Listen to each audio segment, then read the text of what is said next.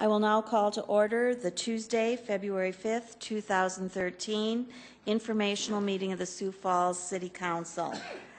I'd like to welcome those of you that are here in Carnegie Town Hall, those watching us on CityLink or following us on siouxfalls.org. I am facilitating this afternoon's meeting due to Councilor Erpenbach attending a Municipal League Board meeting in Pierre. We'll start out today's meeting with City Council open discussion. Councilor Jameson. Thank you. A couple of weeks ago, you might have read in the local newspaper, the Argus Leader, that the city did a compliance check on some of the liquor establishments in town. There was 100% compliance. It's a little unusual to have that happen, but what maybe is even more unusual is that I rode along with the police officers on half of those, and it was quite a learning process for me to watch how that all unfolds. And so if you're a liquor license holder and you see me lingering around in your store, you might be getting a compliance check. I don't know if I ate it or I think they knew that maybe was going on. Well, what I wanted to share with you was that of course we've been talking and thinking about how do we handle these business owners who come in front of us who were selling to underage people. What I saw that night was a lot of store clerks who were anxious to card. Every one of them carded, and that's how you stop it.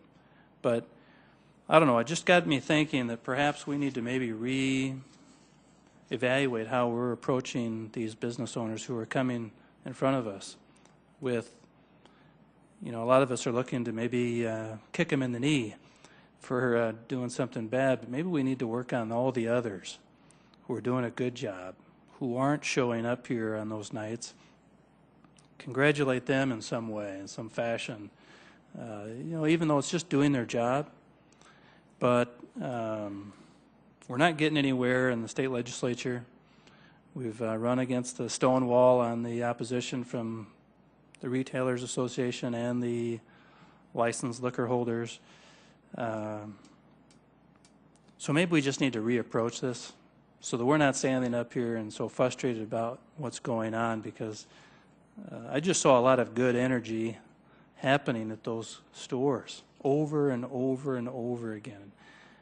It's kind of weird running around trying to buy beer underage and seeing what happens, but all these clerks did a great job. Some of them were very excited that they're not going to get fired. And often I was out in the car watching through the windows as these transactions occurred, and you'd be hoping that they wouldn't sell. I mean, you were cheering the clerks on. And that was just such a different energy about the whole process than I've experienced sitting here with these people in front of us saying, well, we train them, we teach them, we show them how to do it, and still they do it. And then they get fired. Anyway, I just wanted to share that with you. It was 100% compliance. It was a good learning curve for me, and I think we'll probably redirect my energy towards something on a positive nature for that. Thank you. Other Councilor Rolfing. I'm just really glad to know that they didn't use you as the undercover person, the underage person, to go in and try to make the buy. Yeah. Any other City Council open discussion? If not, we'll go on to our presentations. Today we have Kevin Smith, the Neighborhood Services Update.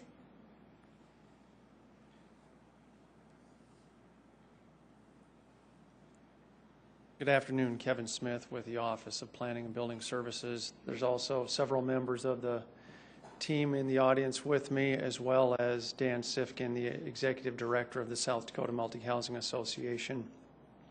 I'm just going to give you a very brief update on our past accomplishments over the course of 2012, and then turn it over to Dan, and he can give you their perspective on how 2012 went. And I know you're probably wondering why this presentation isn't entitled Code Enforcement Update, and I'll get to that in a little bit, but I would just like to point out the work that our staffs performed over the past year is really amazing when you stand back and look at the amount of inspections that they took care of. And for those of you, and I know some council members were personally involved in a few of those situations, so I think you can be empathetic to what our inspection staff deals with in the field, because they performed almost 10,000 inspections, and of the 5,760 total cases, about 5,000 of those cases had violations. 5,000 cases. And for those of you that were personally involved in 1, 2, 3, 4, or 5, that was in the minority, the vast minority. And in fact, in about 75% of the cases, the violations are corrected before there's ever any sort of formal enforcement, before there's a notice of violation, before any citations are issued. The people who are responsible take responsibility and correct the violation. It is unfortunate that the ones that are not compliant are really not compliant, that sometimes it is a long and laborious process to gain compliance. Sometimes it takes court action. That's why we have our city attorneys assist us as part of the team. But the one thing I'd like you to remember just from this one slide is 4,889 cases with violations, 3,600 of those were corrected after one notification to the appropriate party. That's a pretty good percentage of voluntary compliance. And of course, we want to know where the money goes. So when there are violations, when there's work we have done, whether that's through a health department nuisance cleanup or a building demolition done through Ron Bell's office with a notice and order, we want to make sure if public funds are expended, to the extent we can get those back, we do. So last year was a little higher in total penalties issued. I think 2011 it was around 165,000. The big difference between 2011 and 2012 was the amount we had in assessments for demolitions. That one house demolition that we have to pay for, roughly $8,000. We typically don't get that back right away. That does go onto the property taxes, and we'll either get it back when the property is redeveloped, or someone will appear in front of you requesting an abatement. But those are for activities where we have had to go out and take care of something. And if you've driven by any of the vacant lots where we've had to go in through a notice and order and demolish the home, sometimes the vacant lot looks better than what was there before, but we would still like to see those properties redevelop. And that's why folks like Adam Roach in community development we consider them part of the code enforcement team or our neighborhood services group, because they bring to the table the programs and the funding to help make sure that we don't have these empty holes in neighborhoods. And I would be remiss if I didn't bring at least one photo of an objectionable type, and this time it's bed bugs, which are always a hot topic around our office.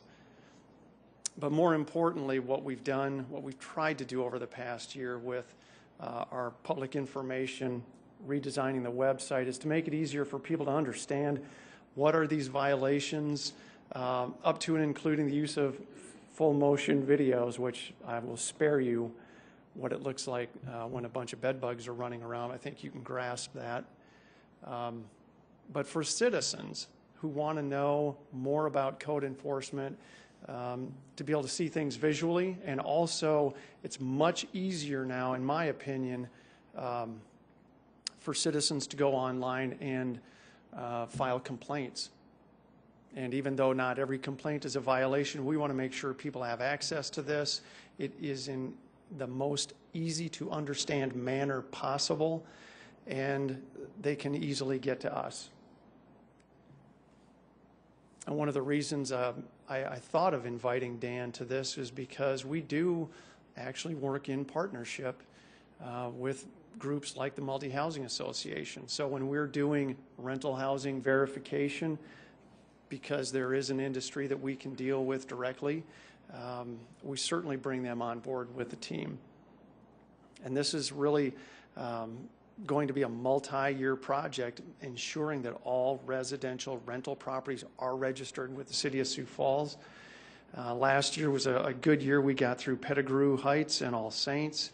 This year we're working through Whittier as we speak, and later this year we'll probably go into, I think, maybe the West Sioux area, because what our goal is to follow wherever Project Nice and Keep are. Then that's where we're going to go with rental registration verification until we have the entire city covered. And I've been asked at different meetings I've been at, well, big deal, what do you do with the information? Nobody has access to it. It's not useful. Okay, well, we took that to heart. So we developed, and this is available to the general public as we speak, an interactive map. If you go to the Code Enforcement Resources website, you can zoom in, zoom out, and if you click on any one of these, what I think look like monopoly houses, you'll pull up the information about that rental property.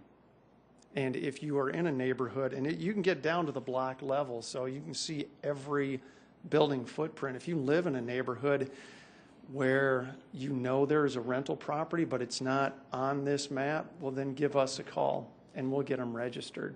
What it does for us is it allows us to get to the responsible party when there's a violation or there's a complaint, especially if the owner doesn't reside in the City of Sioux Falls and they have a property manager in town. We'd rather contact that person about tall grass and weeds or sidewalk snow removal than just sending a letter to someone out of state. We want to get that violation corrected. We can only do that when we have the information that's most useful. Plus, we've got it back now in the hands of the citizens.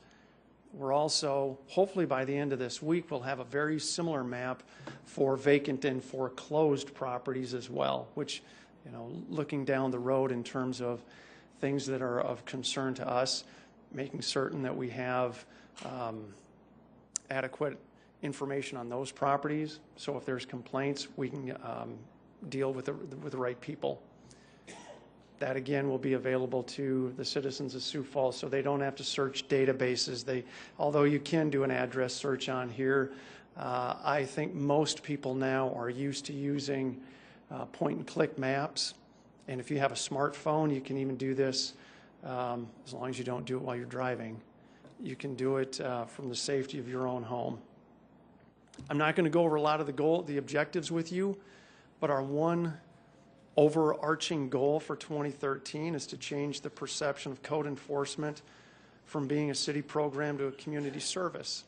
When I look at the agendas of our monthly team meetings, I look at topics where we're trying to provide services for citizens, where Adam Roach is talking about the Neighborhood Grant Program, or Russ Sorensen is talking about the neighborhood lighting project that we're just undertaking with Pettigrew Heights. When we're out talking to neighborhoods and asking them, what is it you need from us?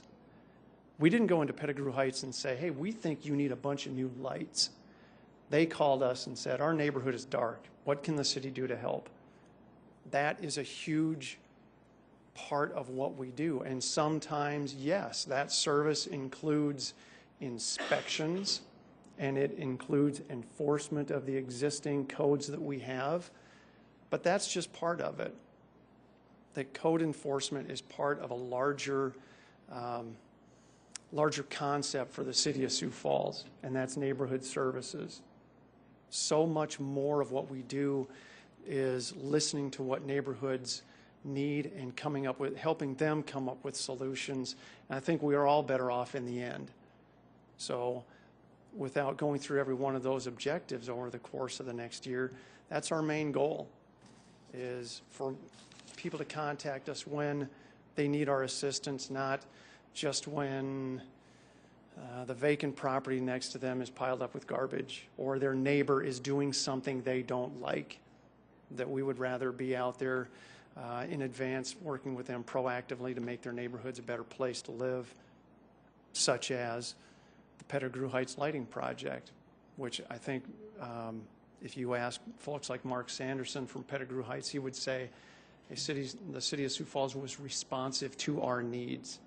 And that's something that we take very seriously and we take a lot of pride in.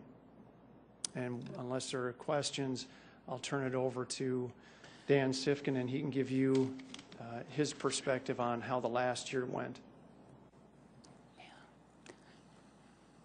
Yeah. Oh, Councilor Staggers. Yeah, Kevin. I was wondering, on the page dealing with rental registration verification, you have down rental property surveyed, then you have the numbers. Mm-hmm. Okay, how do you know where all the rental properties are at? Typically, if we have an owner's name that is different, or an owner's address that is different than the property address on the property file, that's a good indication of it being a rental. So we'll send a courtesy letter out, or actually multi-housing did in advance of us, and just asking, is this a rental property? If so, it needs to be registered. If not, we make note of that in our information as well. So you have information on every property in Sioux Falls? We use the county property tax information to start that list, and we'll sort out the properties where the owner's address is different than the property address. That's who usually gets the first letter. So there have been cases where the property has changed hands in a family. Yes. And they've said, hey, this isn't a rental, so we take it off the list. Okay. And is there any other things that you do to find these rental properties besides that? Verification through utility bills and things like that to see who's paying for the water and sewer. But our main goal is to ensure that all residential rental properties are registered, and just as importantly, that if it's not a rental, that we don't have it on the list. And then also one other question here I have. I guess I'm really surprised when you talk about the numbers for the code enforcement statistics. A total of 5,760 cases, and of those cases, 871 complied. So we have 4,889 not complying. What is the primary reason for that? That was a wide, of the total cases, 5,760, 4,889 had violations, 871 were invalid. So those would have been cases where a citizen called and said, hey, there's something wrong with my neighbor's property. Well, maybe they just didn't like the color of their neighbor's paint. So that would be an invalid case, or like with nuisance vegetation, if someone called and said, hey, my neighbor's grass is too long.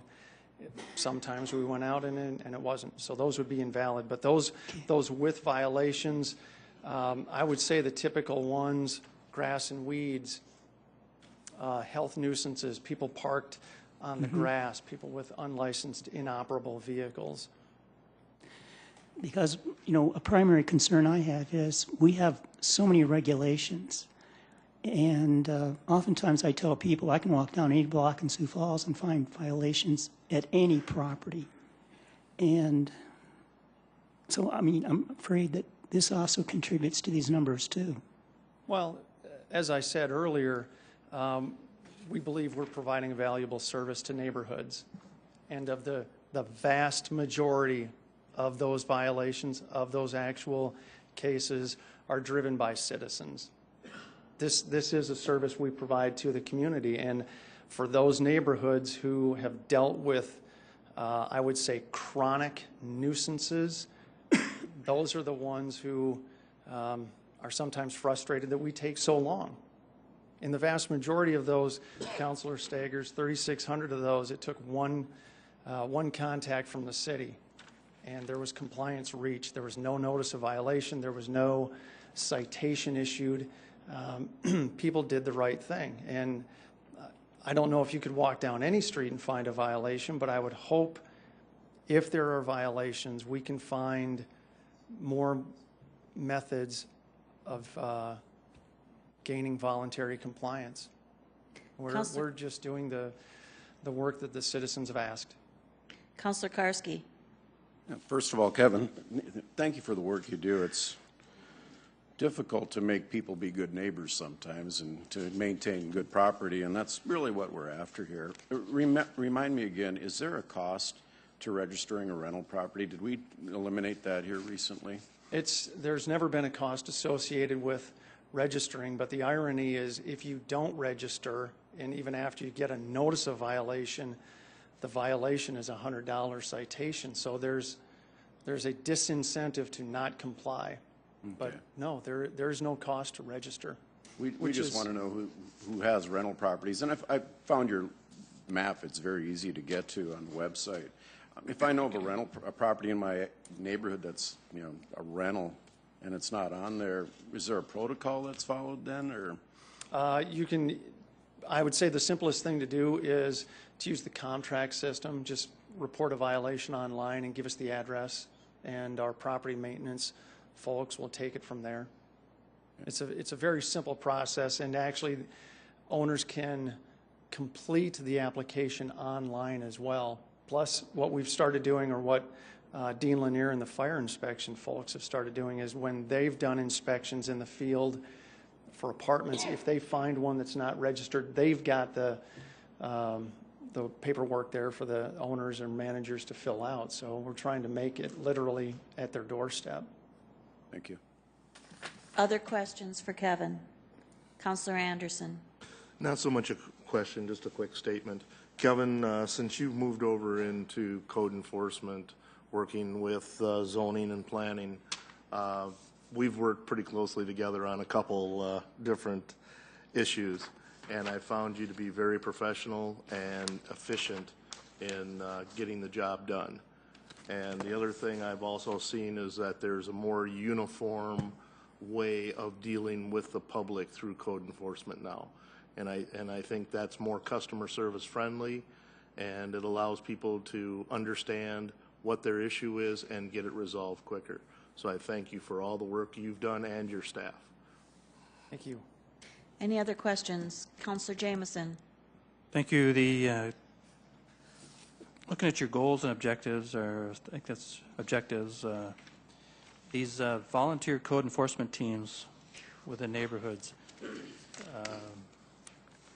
One of the things I always hear about is the fact that we rely so heavily on neighbors to kind of police their own neighborhoods, and certainly I don't want a team of code enforcement officers combing the city every day, but something hit me with the neighborhoods and these meetings that if just through education, and I saw some of the videos that just brings you aware of where what the code really is, I think are great tools. And through the education process, it's just a question about, do you have a budget that you spend on other TV channels other than 16, some radio, print, direct mail?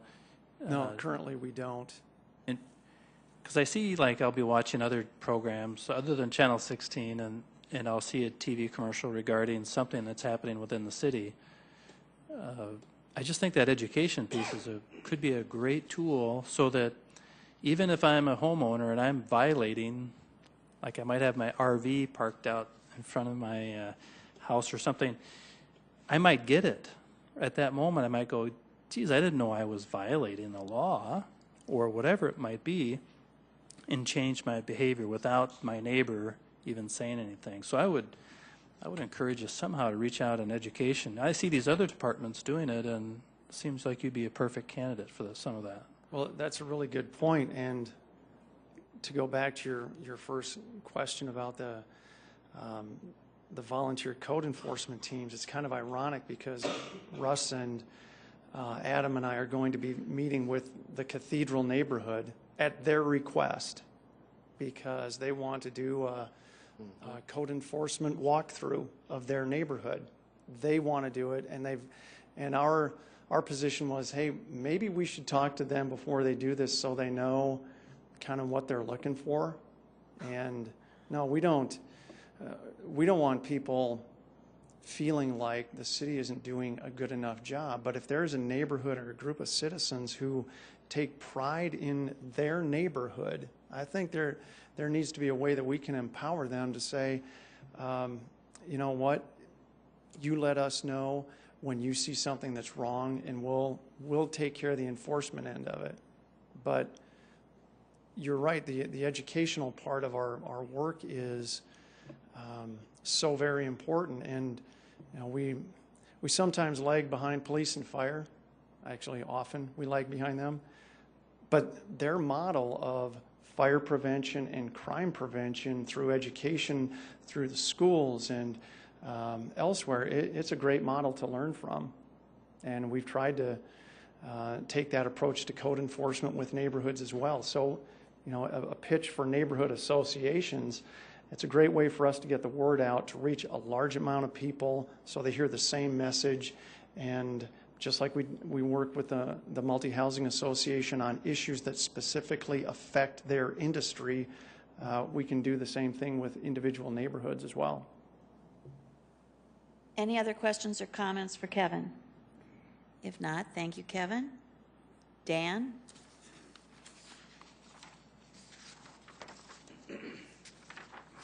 Madam Chair, Council Member Stan Sifkin, the Executive Director of South Dakota Multi-Housing Association.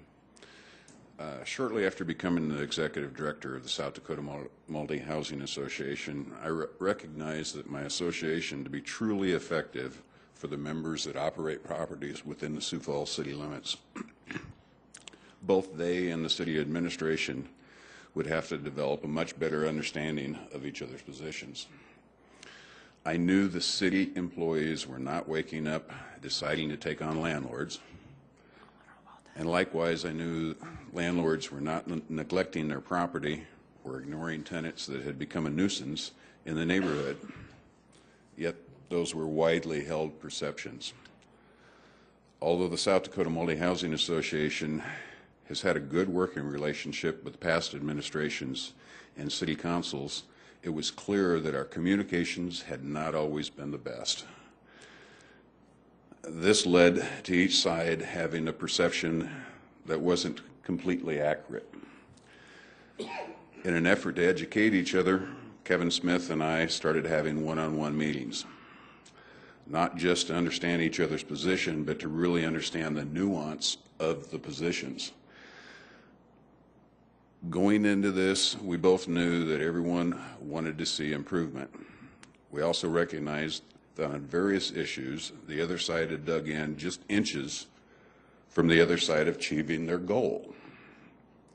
Over the last couple of years, Kevin and I have worked to communicate that both city employees and landlords have the same goal of adding value to South Dakota and Sioux Falls. We recently recognized that we had made a lot of progress through our efforts. Because you seldom hear about anything other than our disputes, Kevin and I thought it important the citizens, and especially this body, be made aware of the progress that has been made. The first topic is signage. Several years ago, the South Dakota Multi-Housing members reported they were being told to remove the banner signage from their properties. The association and Jeff Schmidt have been working through the signage study group to reform the city signage code in Sioux Falls. And it's our hope that you will appreciate their work and adopt the new signage code when it comes before you. Parking. In an effort to revitalize Pettigrew Heights, administrative waivers were given for required number of parking spaces in an apartment complex constructed several years ago. The association worked with the administration to get them to recognize their conflict of interest and to recognize that future decisions should be part of a committee process and not one made administratively. An amendment to the appropriate ordinance was requested by the administration, and you approved the change. Code enforcement. Fire inspections during 2012 introduced property rights issues. My phone rang off the hook. Both sides cooperated to understand the other's position and procedures to provide advance notice for scheduled inspections along with self-inspection checklists were developed. At our January Association monthly meeting, the fire marshal gave a presentation and had an excellent question and answer session with our members. Mike Cooper is scheduled to do the same thing in March. As for overall code enforcement, contact information from rental registration data is being used whenever possible. That wasn't the case before, and it caused a lot of problems. Additionally, a real sore spot for landlords is receiving a notice of a violation caused by the tenant. To help remedy this, when requested, the administration has agreed to send a letter to the tenant explaining they can be held responsible for code violations that they cause. That alone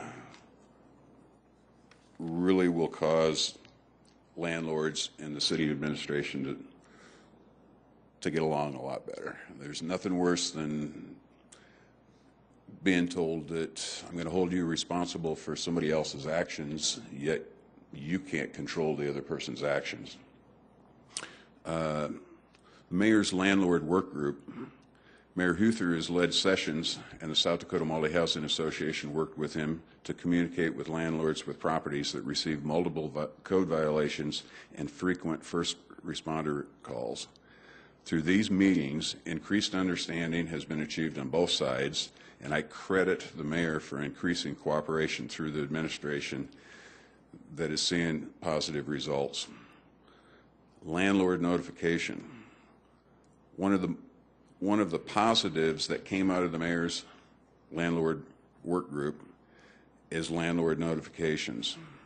The Sioux Falls Crime Prevention Officer, Jim Larson, has conducted a pilot project where property management receives an email notifying them of calls to their property. Prior to Jim's efforts, landlords were usually the last to know there had been a problem at their property, hearing it first from the tenant.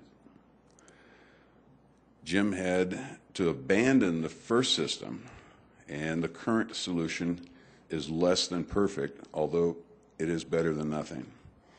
I encourage the City Council to provide him with the resources he needs to develop a system that takes away excuses for repeated requests eating up our first responders' resources. Neighborhood improvement. The association has worked for years with Whitaker neighborhood during their annual cleanup day. But over the last 18 months, the administration and the association have worked together on Pettigrew Heights, All Saints, and we're currently working on Whittier to improve the neighborhood.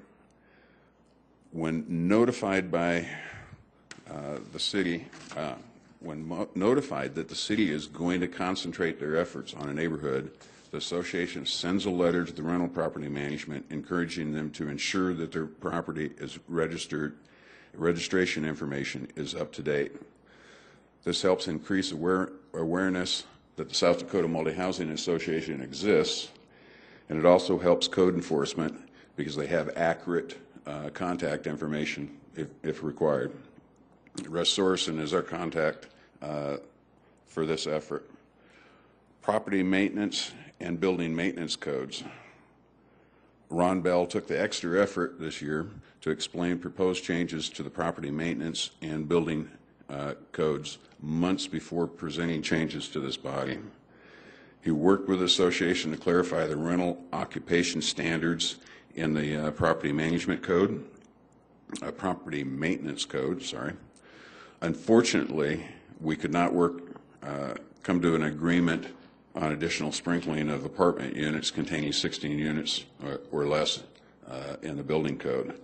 However, I commend Ron for the manner in which he facilitated the discussion And the citizens of Sioux Falls are lucky to have him working on their behalf.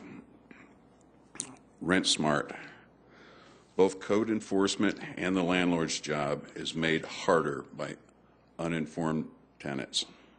The administration is working with the association to put in place what we are calling Rent Smart workshops for graduating seniors. Rent Smart will lead to new renters that understand not only their rights, but also their responsibilities to the property and the community as a whole. We truly hope that the Sioux Falls School Board will help us facilitate the workshops for all graduating seniors.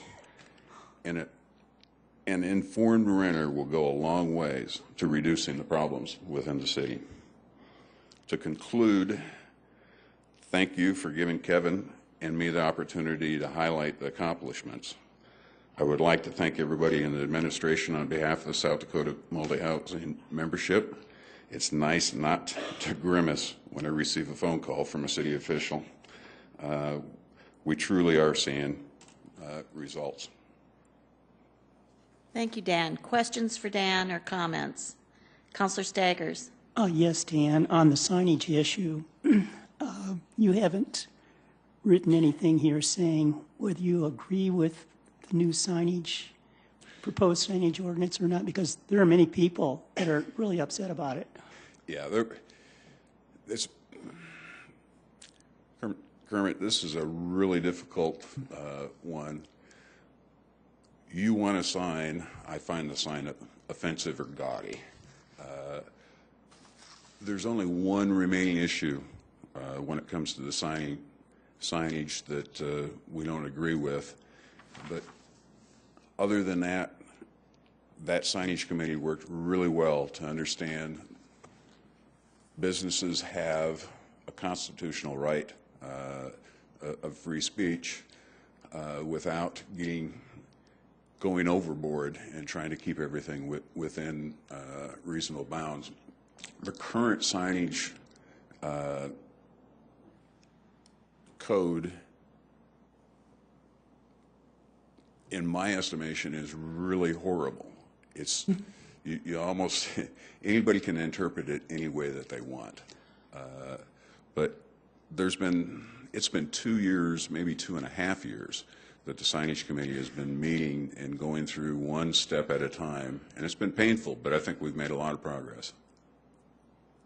Okay, I understand where you're coming from. Okay. I understand. And this will be probably one of the big issues when we deal with the final ordinance itself. I plan on appearing before the there will be Planning a lot of Commission people tomorrow here, evening to talk about it. Because unfortunately we have a situation where, hey, during the past decades, there haven't been really that many complaints about signage. And now the city wants to get more and more involved in this instead of being more informal in dealing with it.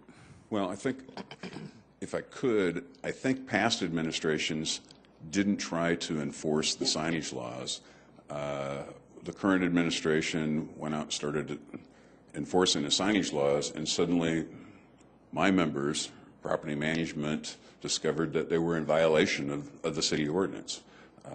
And quite frankly, kind of appalled that, okay, we can't have a leasing now or open house banner on the side of the building. And we've worked through with the signage committee, coming to a reasonable compromise on some of that. And it hasn't been easy because all buildings aren't designed the same, property sizes aren't the same, things of that nature. But I really think that the signage proposal that's going to be coming up before you is about as good as you're going to be able to get. Councillor Karski. Thank you, Dan. Real curious about the landlord notification. You talk about Officer Larson, and I don't believe he's here today, but any specific ideas on how to make the program better? Because that is a problem where our landlords aren't aware of issues on their property, and all of a sudden things get out of hand, especially if they're not around the area. Ideas, thoughts, can you expand on that? Yeah, the first system that Jim came up with really worked well. Unfortunately, his data source, if I understand it correctly, I can't really speak for him, but from what I understand, his data source dried up, and therefore the work that they had done, they had to abandon. They're now using information off of a different site, which is set up for crime notification, but it's more of a public awareness type deal, and trying to get something that it currently will tell you that something happened in a city block. Then you got to go and try to figure out what was it. Did it affect my property, or was it my neighbors, or was it just somebody being stopped on the street? My suggestion would be to build a database that the police department that ties into their current software, that if it's at a certain address, then you can turn around and subscribe to being able to get an email notification when the violation is at that address. I don't think it would be that expensive or that hard to do, but it would go a long ways, because it's really frustrating to find out. Members have told me there was something that took place at their apartment, a drug bust or something of that nature, and they called down to the police station, and the individual they talked to says, well, it's an ongoing investigation, I can't tell you anything.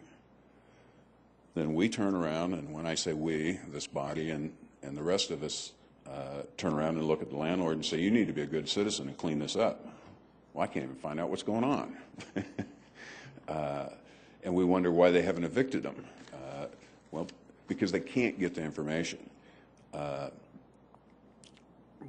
Under the first system, literally some of the landlords that have a lot of 911 calls, they were telling me that this system's great. I'm knocking on the door and saying, tell me about what happened yesterday at 7:30. And the resident's going, how'd you find out about that? So it helps for some accountability. The landlord really doesn't want problems at the property. They don't want the tenant to be a nuisance to the neighborhood. And therefore, they can really help police our communities and make sure that people aren't being a nuisance.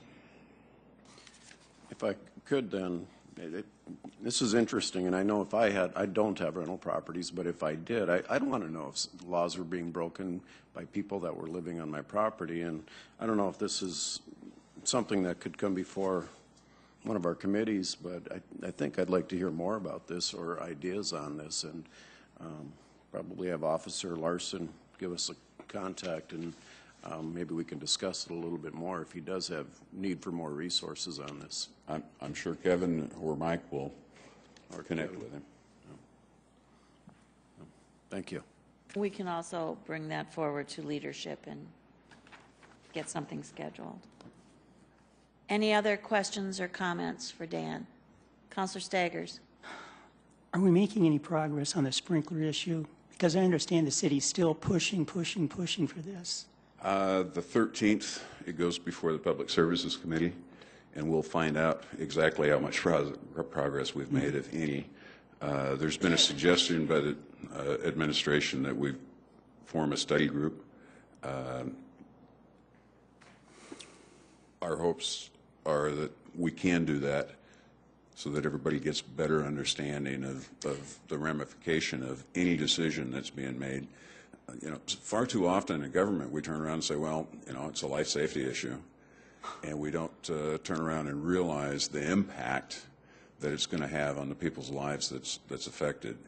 If you end up raising rents to individuals between $35 and $100, $1,200 a year goes a long ways. I remember when I was younger, $1,200 was something I never saw. It's the difference between making it from payday and 3 days before payday, if you would.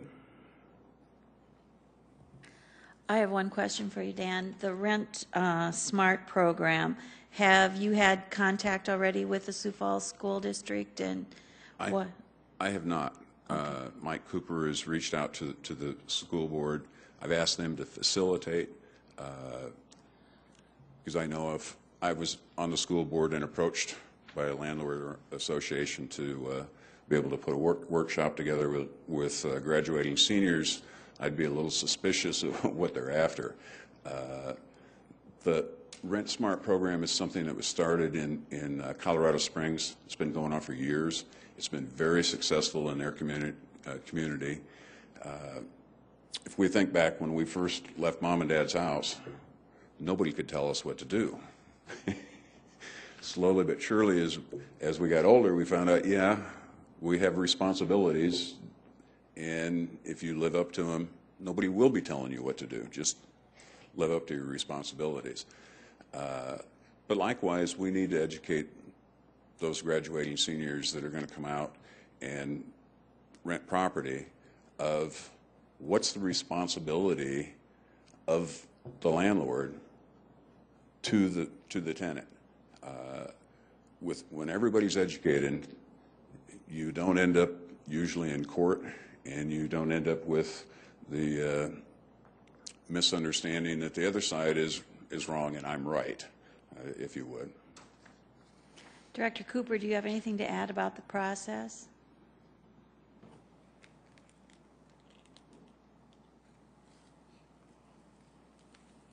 Mike Cooper, Planning and Building Services. We're just consulting here.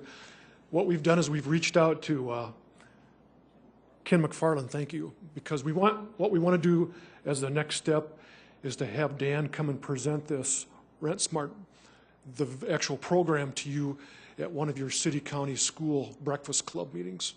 So we're asking Ken to schedule the next time that we could make that presentation, and we're waiting for that to come back as to what date has been selected. So I think that'll be kind of a nice way to let you see what is being proposed.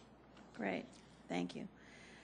Kevin and Dan, Councilor Staggers. Yeah, Mike, I have a quick question. It's in regard to the landlord notification. Now, it's been stated today that we had a system that seemed to be working, and now we don't have a system that's working. I guess I don't understand. If the city can take phone calls about complaints, they can't just then automatically call the property owner. Well, why can't we do that? As far as the police department, you mean?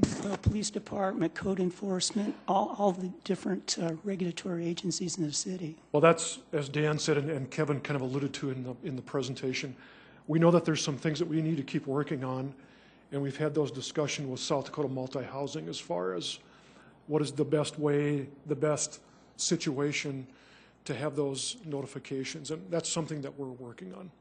And I think when we come back and give you another update, we can better answer your question. Yeah, because once again, you take the phone call, oh, there's a complaint at 235 Main Street. Oh, okay. Then you call 235 Main Street and tell them, oh, what's going on? I mean, it seems so simple. It does seem simple, but there's more behind the scenes that it's not as simple as it might seem, but we are working on a better process. Okay. Councilor Anderson. If I could reply to Councilor Staggers. Councilor Staggers, one of the other problems that we found when I first started really digging into code enforcement a few years ago, and especially with the rental, with the multi-housing association and that database, is a lot of information in that database is old, needs to be updated. So that's one of the things that they are working on at this time. And then the compliance rate also of getting those landlords to understand that this isn't something that is used against them. It's actually used to assist them, to notify them and make them aware of issues or situations that are happening on their property.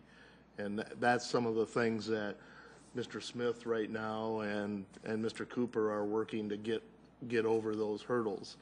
And I think one of the things you heard today, especially from the Multi-Housing Association, is that once again, since we have refocused our customer service efforts in this area, that we're seeing a lot of advancements, and I think you'll see more in the future.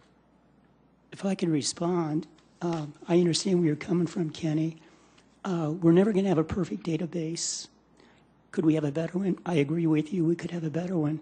But in the meantime, I don't think we should use that as an excuse not to try to notify landowners. I guess that's where I'm coming from. Well, and I agree with you there. I think that something like, even using a Google Earth, you can pretty much come down on one location. I guess that's something that they're going to have to look at with our tech support services and see what they can come up with. I want to thank Kevin and Dan for their presentations today, and Director Cooper for answering our questions. If there is no other business to come before this body, we will be holding the Fiscal Committee meeting at 5 o'clock. This meeting is adjourned.